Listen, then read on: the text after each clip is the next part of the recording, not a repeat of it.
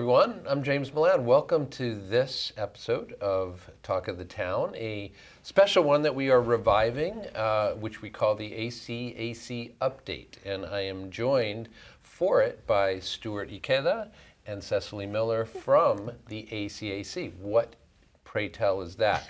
Well, you may or may not know those initials. You may or may not know the name of the Arlington Commission for Arts and Culture, ACAC, but I guarantee you, you know some of the impact that they have here in town, whether it's the painted horses you see in Arlington Center or the murals that are spread all through town, and any number of other things that we'll actually be hearing about from Stuart and Cecily. The ACAC's imprint on our town, on the way it looks, the way it feels to move through, et cetera, cannot be overstated. So really happy to invite you guys back and to be having a conversation again, taking up the reins and hoping to make this a regular part of our annual schedule as it has been.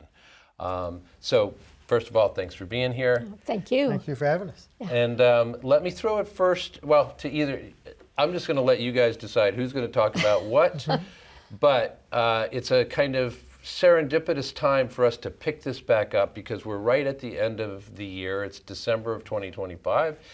And you guys have quite a year of accomplishments to be able to describe. I'd love you to go ahead and talk about some of the things that you've been involved in throughout the year that people will be familiar with. And then let us talk about where things are at right now and how things are looking going forward. So however you guys want to start. Sure. Well, I can kick things off just to say ACAC, working under the brand Arts Arlington, has really had a banner year of, A banner year, I get that. Right, of all sorts of productive projects. And just for one, we recently expanded the boundaries of the cultural district, came out with a new map. These brochures that are being distributed at the visitor center have a QR code leading to a self-guided audio tour. We've now expanded the district's boundaries to include the incredible new high school facilities and the performing arts, the visual arts, the makerspace there. It's a real jewel in town, and so we've expanded that this year. And you can find those all over town, like where They're distributed at Town Hall, at the Visitor Center, and in many of the town buildings around town. Sure. And of course, it being 2025, Arts Arlington contributed mightily to the effort to commemorate Arlington 250 and the semi-quincentennial. We personally, led by Cecily Miller, mounted 4 signature projects on the 250 theme and many smaller ones and a couple of exhibitions as well. Mm-hmm. Do you want to share a little bit about some of the 250 projects? Yeah, well, we created a whole set of banners to bring attention to the fact that the 250th was being celebrated in Arlington that hung on light poles in Arlington Center. And the theme of those banners was People, Plants, and Revolution. We were thinking about how do we talk about the complicated issues of colonialism and aspirations for freedom and equality that underlaid the revolution, but weren't always perfectly realized, of course, and came up with a concept to explore history through plants and how people used plants and how the ecosystem was reshaped by English farming people who came to live in Arlington and have a better life. And we were lucky enough to have participation from the Massachusetts tribal leadership so that we could represent their point of view, and we had a land acknowledgement starting out these banners because, of course, 1775 wasn't the start of American history. And there's an audio tour. The banners are down now. They'll be up again next spring when we're celebrating 1776. Mm-hmm. And there's an audio tour that accompanies these banners, where we explore different themes and landscape elements like the orchard, the pasture, how are plants used for medicine, where there's sort of an essay, and then a really interesting interview with an expert in that subject. And that's available now. It's www.plantstories.us. You can go there anytime you want to and take a listen. And I'll just point out that Cecily has contributed a fantastic feature article on this project in the newly released edition of Visit Arlington magazine, which is available around town at the book rack, at the Regent. Go out and grab a copy, and you'll see a number of our projects represented in here. Yeah, and I just want to make sure I credit Suzanne Mosley and Liz Shepard, who were the artists who came up with these fantastic graphics for the banners, which originally were inspired by cyanotype, which was used to record botanical species traditionally, but then they investigated also woodcuts and ways that colonial life was recorded and represented in the 18th and 19th centuries, and came up with this very interesting imagery. And also Molly Edwards, who is a plant biologist and amazing educator. She has her own YouTube platform. She was involved in producing the audio tour. And speaking of YouTube platforms and audio tours in a sense, I do want to just remind our viewers that they can also find my visit to Town Hall when the banners were up inside with Cecily, who took us on a comprehensive kind of learning tour of these banners. I talked your ear off. Yeah, but again, a ton, very content-rich stuff, and you can find it on ACMi's YouTube channel anytime you would like. So multiple ways to really experience this. I mean, part of our goal was to help people understand how critically important plants were. Plants were the equivalent of software or genetic engineering, computer technology, AI, the Industrial Revolution. I mean, they were the most important technology, as it were, to people at 1775. There's another project that I did that I'll just touch on briefly that is still up behind the library, which was designed by Christopher Frost. He wanted to make the point that many people were involved in the American Revolution, not just the Paul Revere's and the William Dawes and the other people that are famous and well known, but the farmers, the midwives, the millers, the tavern keepers that maybe their names have been lost to history, but they had to make a decision. Are we going to stand up to the most powerful empire in the world and fight for our own rights, or are we going to kind of go along? And so he created 5 sculptural pedestals, as you would find, supporting a bronze representation, a bronze portrait sculpture of a famous leader. But they're empty because, of course, we don't know what these people look like. And if we tried to represent them, we would doubtless fall back on stereotypes. What else could we do? So old and young, enslaved and free people of color, English, people of English descent, but also other regions of Europe were all involved in this upheaval. So you're invited to imagine who were some of these everyday, it's called the everyday defenders of monogamy. And they invite you to project yourself onto them too. What would you do if you were there? You know, how would you find courage or loyalty? It's really a terrific opportunity, and so go out to the Robbins Library, take a selfie with them, post them, and reflect a little bit. Yeah, and I have to say, this has come up various times in our conversations over the years, but as somebody who does not know how to make art himself, but appreciates very much the creativity of others, I love this, even what you've just described with this project, how you would take an image that is associated with a certain kind of piece of art, and then simply by leaving something out, really make a very powerful point. Yeah. Really, That's great. Okay. Next. Do you want me to? I'll just mention, I really want to mention Nilu Mucella's outstanding project, which was a timeline, an Arlington timeline, where she linked events from the history of Arlington, because again, history didn't start in 1775, it didn't stop at 1775. So she also looked at when was the first school founded, the farming in glass houses that happened in the 19th century, where Arlington fed the greater Boston area. Many, many sort of stories and legends and institutions. And then she paired those historical events and organizations with contemporary ones in a very illuminating way. And she created a whole series of cards that were available for distribution at Town Hall, on a rack, and at various stores around town, and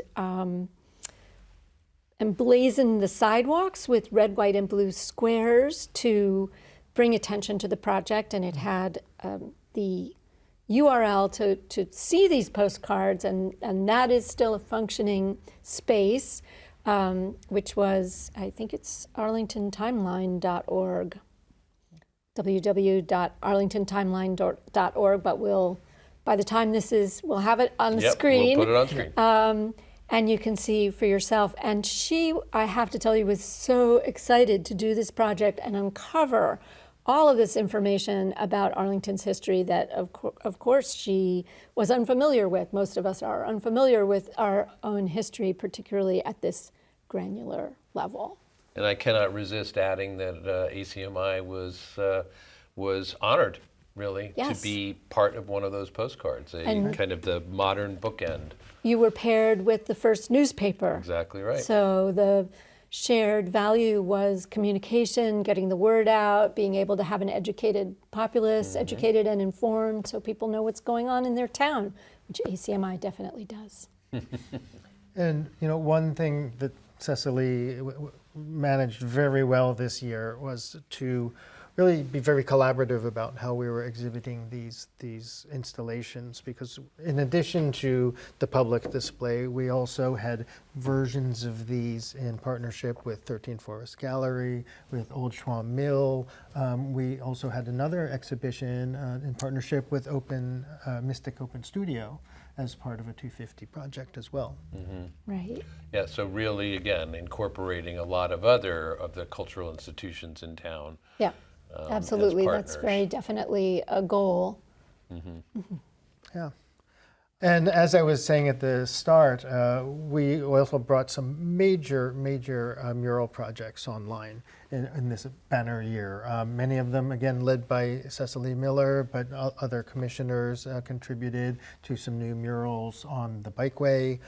We had brought online a number of new utility boxes, some of them 250 themed, some general.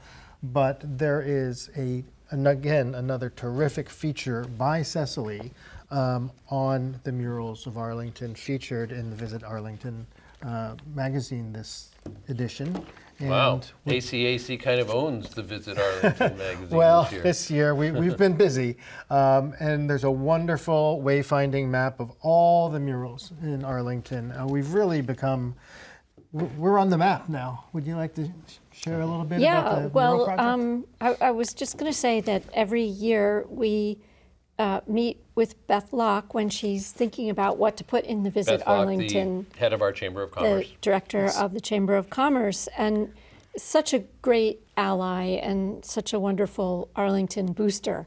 So she fully values what the arts bring to the community, and is always happy to include something that we're doing. So this year we realized, we're up to 11 murals, not all done by ACAC. There's a mural by Extinction Rebellion, and one of our very first shows was about the Arlington Service Station. Yep. And Global. that wonderful mural that Johnny Lapham did with the owner, Abe, of that service station.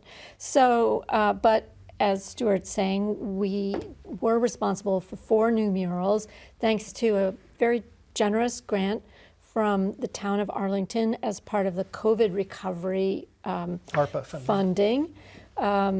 recognizing that, a flourishing and vibrant cultural scene is part of bringing people back to business districts and having residents feel proud of where they live. And so we, as part of what we did with that funding, we did a comprehensive mural planning process and put together a toolkit and did listening sessions and located 4 businesses that were willing to host murals. And indeed, that's one of the challenges. If there are any businesses out there, I'm talking to you. If you're willing to host a mural, please get in touch with Arts Arlington.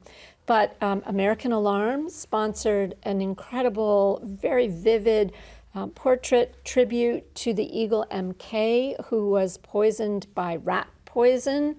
Arlington's been in the forefront of trying to limit and restrict, if not outright ban, this deadly rodenticide that travels up the food chain and has resulted in countless deaths of eagles, owls, domestic pets, and other predators who actually do natural pest control. So that's one piece, and American Alarm fully embraced that philosophy of supporting a robust ecosystem by protecting wildlife. Helena's sponsored a beautiful piece, a portal kind of imagery by Lena McCarthy, which is a great match for the beautiful textiles that their owner brings into that shop. It really was a natural pairing of an artist and a store owner who had a shared aesthetic sense and spiritual sense. And it's also a tribute to the garden that has been kept next door by the people who live next door. The Kickstand Cafe hosted an abstract mural by Kenji Nakayama, and that involved a lot of discussion between the artist and the It's owners. also on the cover. It's on the with cover of the Kenji. magazine. Because this is their identity. The front of their building represents their business. And so they really worked hard with Kenji to get something that they felt expressed their vibe and their atmosphere and mood. So, and the last one we actually did 6 months earlier in Arlington Heights, and it says, "You are loved," and had quite a lot of community participation in a painting day. More than 40 community residents came and made their mark on that mural. So yeah, it's a whole mixture of different styles and perspectives and ways of making Arlington a brighter, more colorful town. Mm-hmm. And I realized as you were describing the different murals that have come onto the scene over 2025 that we've been doing a pretty good job of keeping up with you guys in this work, because we did, specific pieces on the piece at Helena's and the piece at American Alarm, et cetera. And we plan to continue to chronicle the ever-growing and ever-expanding kind of visions of Arlington and of nature and of the other things that are important to all of us that are coming up on our walls. And I will just add my own voice to Cecily's invitation and say, yes, if you're a business with a wall that could sport a mural, do reach out to these ACAC or Arts Arlington, basically interchangeable right now for our purposes, to explore the possibility of And I want to making more art add for Arlington. one quick thing that shows kind of the benefits of having a robust arts commission. Originally, we were going to try to do a mural project at the Arlington Heights Depot, which is a building that many people in Arlington Heights were hoping would get a makeover at some point. In the end, we discovered some issues with that building that caused us to relocate and do our 3 murals in Arlington Center. But then with an extremely short timeline, I mean, I'm talking 12 hours, whatever, the town was given the chance to advise the MBTA on repainting the structure. And I worked again with, I called on Beth Locke to be an ally, and we went out there with swatches and paint and picked a slightly crazy color palette to transform that building with, so that it has not been repainted gray, which is probably what would have happened if the T had been left to their own devices. So, And they went for it. Yeah, so they were extremely supportive. Honestly, they were happy to have this advice. But, as I say, it was a short turnaround. And so things come up sometimes where the Arts Commission can be a resource. No one who worked for the town wanted the responsibility of picking those colors because people know where their offices are, whereas how are they going to reach me, Well, now they know your name. Well, these are some of the most, visible and spectacular projects that we have. And these, many of these are our own projects, but, a lot of what we do in the commission, as Cecily is implying, is unseen, and it's not necessarily our work, but it's supporting the environment and creating the groundwork for art to flourish around town by other artists.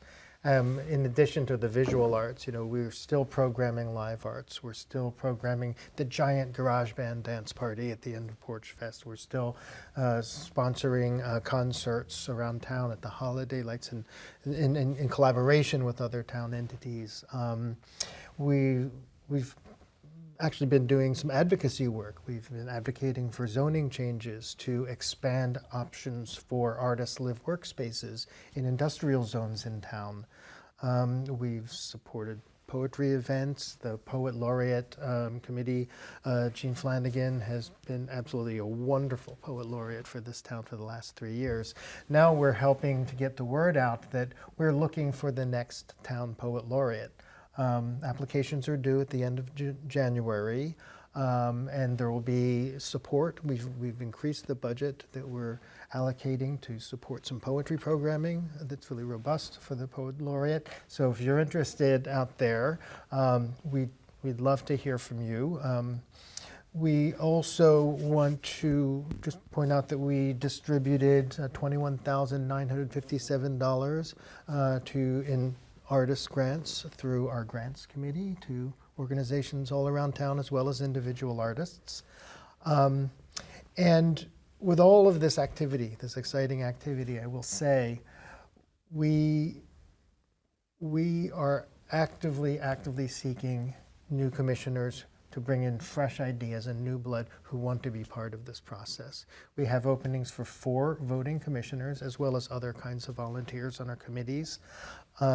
It's a really exciting time to join us. As you see, we've certainly been active with all sorts of fun projects, but it's especially exciting because we're embarking on a new multi-year strategic plan for arts and culture in town. It's part of the town-wide master planning process, AMP Up, but it's a great time to put your mark on the future of how we promote arts and culture in town. So we're actively seeking commissioners, and especially people with skills in anything from fundraising, marketing. We're looking for a treasurer, multidisciplinary art forms, and not just established people, but we're really looking for students too. We have a plan to integrate multiple students into the life and decision-making of the commission. So please, if you are at all interested in helping to make sure that there's an environment for the arts to thrive in town, and you want to help us with our work and support our mission, reach out to us through artsarlington.org. And we've got one really exciting project. Right, exactly. There's just one thing left on the table to make sure. There's more than one, but there's one we're going to talk about. I'm just talking about what's on the table here. Yeah. And we don't want to, we're running out of time. So we talked quickly about the large-scale murals that were done by, basically by one artist. I'm working on developing a very different model of a mural, which is a mural done by many, many people in the community. And the way it's going to be done is fish by fish. So we'll be having workshops where we're inviting people from the community to use their imagination and paint a fish. Your fish can look however you want it to. Why fish? Well, these are actually based on the herring mascot of the Mystic River Watershed Association. This is a huge environmental victory that points out the importance of government regulation. Herring were an endangered species, and they were put on the endangered species list because of overfishing. They come every year up the Mystic River to spawn, and there were dams in the way. The habitat was degraded. The water was, had pollution issues. So the Mystic River Watershed Association has worked very hard itself and with its hundreds of volunteers and with scientists to improve the watershed, and it's working. The herring population's rebuilding. There are many Arlington folks who participate in the annual count as volunteers and count literally the herring swimming upstream, and it's record numbers. It was record numbers last spring. So the plan is that these will be installed on brick walls throughout Arlington. You might see 200 of them in one place, 5 of them in another, and you'll be able to take a voyage of discovery to see these fish here and there. So in the spring, keep an eye out. We'll come back for an update on where you can go to participate in a free workshop. Yeah, so the fish are still being created, obviously. Yeah, we've only had one workshop so far. Okay. We're going to have quite a few to come up with 1,000 fish. That's my goal. All right. And we should say that these are non-permanent and non-destructive to the materials they're on. So we're also looking for walls that would like to host some of these fish. Right. All right. That is a great project with which to kind of wrap up today's conversation, which again has been full of exciting details about the things that you're doing that are visible and invisible. That's important to point out around town in support of the arts and of the just kind of the artistic vibrancy of our town, which I think all of us take a lot of pride in and great enjoyment in as well. And we have you guys to thank for it, but also we know, as you've said, that you could use some more volunteer help and energy, and I hope that people will respond. I have been speaking with Cecily Miller and Stuart Ikeda. They are two, I have to say, rather prominent commissioners on the Arlington's Commission for Arts and Culture, or ACAC, for this ACAC update on Talk of the Town. Appreciate your guys' time, as always. Thank you so much, Great, thank James. you. Yeah. And all Thanks the for having us energy back. you put in throughout the year, really. And also appreciate you guys being here. So thanks for joining us. On behalf of Cecily and Stuart, I'm James Milan. This is Talk of the Town. We'll see you next time. ACMi productions are only made possible with your support. Visit patreon.com/ACMi to learn how you can help.